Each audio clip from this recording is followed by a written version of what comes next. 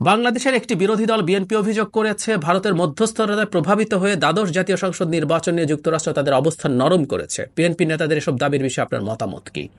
লু বলছেন, অভিযোগটি হাস্যকর। আমরা বড় দেশ, সারা বিশ্বে আমরা নিজেদের স্বার্থ নিয়ে কাজ করার চেষ্টা করি।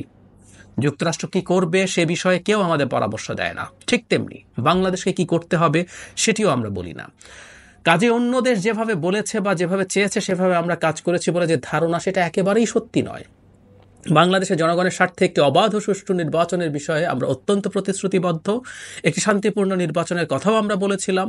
তাদের উদ্বুদ্ধ করতে গত বছর আমরা বেশ কিছু পদক্ষেপ নিয়েছিলাম। নির্বাচনে সহিংসতা, ভোটারদের বল প্রয়োগ করায় আমরা পুলিশ, সরকারি, বিরোধী দলীয় নেতাদের উপর ভিসা নিষেধাজ্ঞা আরোপ করেছিলাম। আমরা আওয়ামী লীগ ও বিএনপিকে অর্থপূর্ণ সংলাপে বসতে বলেছিলাম। আমরা সভা সমাবেশ ও বাকস্বাধীনতার পক্ষে উচ্চকণ্ঠ ছিলাম। এটা খুবই স্বাভাবিক।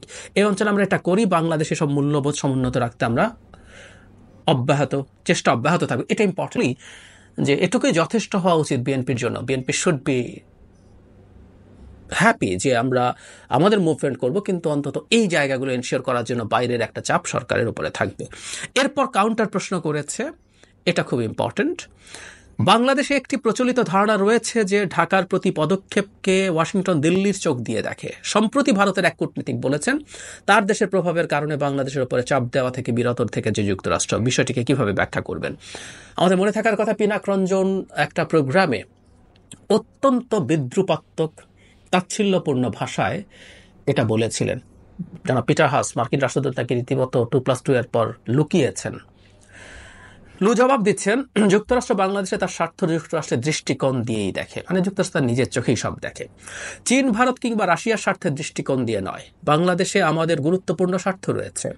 বাংলাদেশি বন্ধুদের সঙ্গে আমাদের সরাসরি আলোচনা হয়। আমি মনে করি সেটি ফলপ্রসূ ও গুরুত্বপূর্ণ আলোচনা। এই জায়গাটা খেয়াল করি। তবে এটাও সত্যি যে যুক্তরাষ্ট্র ভারত আলোচনা করেছে, তারা সবসময় আলোচনা করে। এই অঞ্চলের পরিস্থিতি নিয়ে আমরা কথা বলি। সেই আলোচনায় শ্রীলঙ্কা, নেপাল, মালদ্বীপ, কখনো কখনো বাংলাদেশ প্রসঙ্গও থাকে। তার মানে ভারত এখানকার রিজিওনাল পাওয়ার হিসাবে ভারতকে আমেরিকা গুরুত্ব দেয়। কারণ বাংলাদেশের সাথে আলোচনায় তো ওই ইস্যুগুলো নিশ্চয়ই তারা আনে না, বা শ্রীলঙ্কা, মালদ্বীপের সাথে আলোচনায় তো অন্য দেশ আসে না। ভারতের সাথে আলোচনায় এই জোনের দেশগুলো আলোচনায় আসে। এটা লো বলছেন এবং এটা আমরা রাইটলি মনে করি, ভারত যেহেতু রিজিওনাল পাওয়ার। এরপরের অংশটা খেয়াল করি। আমি বলবো যুক্তরাষ্ট্র মাঝে মধ্যে ভারতের নীতিতে প্রভাব বিস্তার করে, আবার কখনো কখনো ভারতও যুক্তরাষ্ট্রের নীতিতে প্রভাব ফেলে। আর এটাকে আমরা কূটনীতি বলি। এটা আমরা এই অঞ্চলের সব দেশের ক্ষেত্রে করি, যেটা স্বাভাবিক বটে। আমরা বিষয়টিকে যুক্তরাষ্ট্রের মূল্যবোধ ও অগ্রাধিকারের ভিত্তিতেই দেখি। আমি আবার পড়ছি, যুক্তরাষ্ট্র মাঝে মধ্যে ভারতের নীতিতে প্রভাব বিস্তার করে, আবার কখনো কখনো ভারতও যুক্তরাষ্ট্রের নীতিতে প্রভাব ফেলে। এটা হলো মোদ্দা কথা। আপনি যখন কারোর সাথে এক ধরনের পার্টনারশিপ করতে চাইবেন, ভারত আমেরিকার গুরুত্বপূর্ণ পার্টনার হিসেবে ভারতকে আমেরিকা দেখতে চায়। ভারত কতটুকু পার্টনার হয়ে উঠতে পারবে সেটা গুরুত্বপূর্ণ প্রশ্ন। কারণ এর মধ্যে আমরা দেখেছি যে সম্প্রতি ইরানের একটা পোর্ট পরিচালনা চুক্তি, এই পোর্টটা ভারতের ফান্ডিংয়ে তৈরি হয়েছে, চাবাহার পোর্ট। পাকিস্তানের গোয়াদার পোর্ট যখন চায়না তৈরি করেছে, তার পাল্টা হিসেবে ইরানে এটা করেছিল এবং এটা নিয়ে ভারতকে স্যাংশনের হুমকি দেওয়া হয়েছে। ভারত এর আগে দফায় দফায় আমেরিকার আসলে রেড লাইন ক্রস করেছে।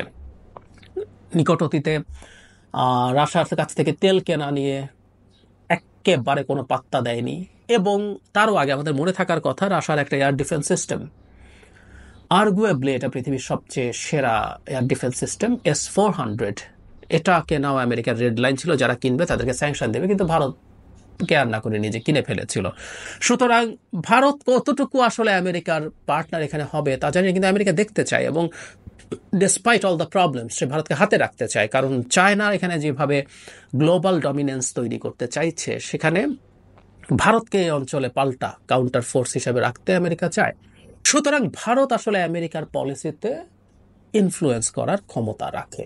এই অঞ্চলে আমেরিকা দূরেই থাকুক, মানে আমেরিকার কথা শোনা দূরেই থাকুক, এই অঞ্চল পুরো আমার ইনফ্লুয়েন্সে চলবে, এই ধরনের একটা পাওয়ার দেখাতে চায়। সেটা চেষ্টা করেছে। আমরা বিশেষ করে জনাব জয়শঙ্কর, ওদের পররাষ্ট্রমন্ত্রী যেভাবে কথা বলে, তার ঢঙ্গে আমরা সেটা বুঝবো। কিন্তু মোদ্দা কথাটা হচ্ছে পরস্পরের প্রতি ইনফ্লুয়েন্সের সুযোগ আছে। এবং যেহেতু দক্ষিণ এশিয়া এবং যেহেতু ভারতের সাথে বাংলাদেশের এত বড় বর্ডার, এত বড় স্ট্র্যাটেজিক ইম্পর্টেন্স বাংলাদেশের প্রতি ভারতের সাথে ভারতের আছে, ভারতের সেভেন সিস্টার্সের সিকিউরিটি, বাংলাদেশ যদি ভঙ্গ করতে চায়, ভারতের জন্য খুব বড় বিপদ আছে। যদি আমি মনে করি, আমি বহুবার বলেছি, আমি আবারও বলতে চাই, বাংলাদেশের যে কোনো রাজনৈতিক দল, আজ ভবিষ্যৎ যে কোনো রাজনৈতিক দলকে ভারতের 7 সিস্টার্সের সিকিউরিটি এনশিওর করতেই হবে। এই ঝুঁকি ভারতকে বাংলাদেশের পক্ষ থেকে তৈরি করা যাবে না। কিন্তু যেহেতু তার এই দেশের ব্যাপারে তার বলার আছে, সুতরাং আমরা ডোনাল্ড লুয়ের বক্তব্য শুনেই আসলে বলতে পারি যে ভারত যদি অত্যন্ত টাফ হয় বাংলাদেশের পয়েন্টে, বাংলাদেশের রেজিমকে রক্ষা করার প্রশ্নে, রেজিমকে চাপ সরিয়ে ফেলার জন্য পাল্টা আমেরিকাকে চাপ দেয়, আমেরিকা সেটা শোনারই কথা, এবং জনাব লুয়ের বক্তব্যের মধ্যে সেটা আছে। সুতরাং উনি যতই বলুক না কেন বাংলাদেশকে আমেরিকা তার নিজের দৃষ্টিকোণ থেকে দেখে, এটা ঠিক, এটা ভুল না, কারণ স্বার্থ দিনে সেটা আমেরিকার স্বার্থ। এটা ভারতের প্রভাবেই হয়েছে, হয়ে থাকলে তো উনি এটা স্বীকার করবেন না, এটুকু তো আমরা বুঝি। এটা তো হওয়ার কথাই, উনি এটা বাংলাদেশ বা আপনি আমি যে কেউ যদি ওই জায়গায় থাকতাম এটা আমরা স্বীকার করব না, কিন্তু ওনার সেই সাক্ষাৎকারে আমরা মনে করি ব্যাপারটা হয়েছে। সুতরাং আমাদের বাংলাদেশের গণতন্ত্রের জন্য প্রধান হুমকি আদৌ থেকে সেটা আবারও প্রমাণিত হলো। আমরা জানতাম, এমনকি ডোনাল্ড লুয়ের সাক্ষাৎকারের পরেও এটা স্পষ্ট, এটা ভারত। সুতরাং ভারতের প্রতি আমাদের জনগণের মূল বক্তব্যটা এরকম যে আমরা আসলে শত্রুতা ভারতের সাথে করতে চাই না। আমাদের এত বড় প্রতিবেশী রেখে চারদিকে ঘিরে ফেলা একটা দেশের সাথে শত্রুতা করার কোনো কারণ নাই, আমরা এত স্টুপিডও হতে চাই না। ভারতের আবার একটু মনে রাখা উচিত, তারা যা করছে তারা এই দেশের জনগণকে শত্রু বানিয়ে ফেলছে, এই দেশের মানুষের মনে রাগ ক্ষোভ কাটে ঘৃণা হয়েছে এবং ঘৃণা উত্তরোত্তর বাড়ছে। এটা তারা করতে পারে না। আমাদের এই বার্তাটা ক্রমাগত ভারতকে দেওয়া উচিত এবং স্মরণ করিয়ে দেওয়া উচিত ভারতকে, যেটা আমি বহুবার দিয়েছি। ইন্টারন্যাশনাল পলিটিক্স একটা কথা বলে, আপনি বন্ধু পাল্টাতে পারেন কিন্তু প্রতিবেশী পাল্টাতে পারেন না। আমাদেরকে এই কথাটা স্মরণ করিয়ে দেয় ভারত সম্পর্কে। আমি মানি কথাটা, কিন্তু আমি এই কথাটা ভারতকেও স্মরণ করিয়ে দিতে চাই। আপনি প্রতিবেশী পাল্টাতে পারবেন না। পেটের মধ্যে তীব্র ঘৃণা করা 20 কোটি মানুষ রেখে আপনি আরামে থাকবেন না ভারত, আপনাকে এটা বুঝতে হবে।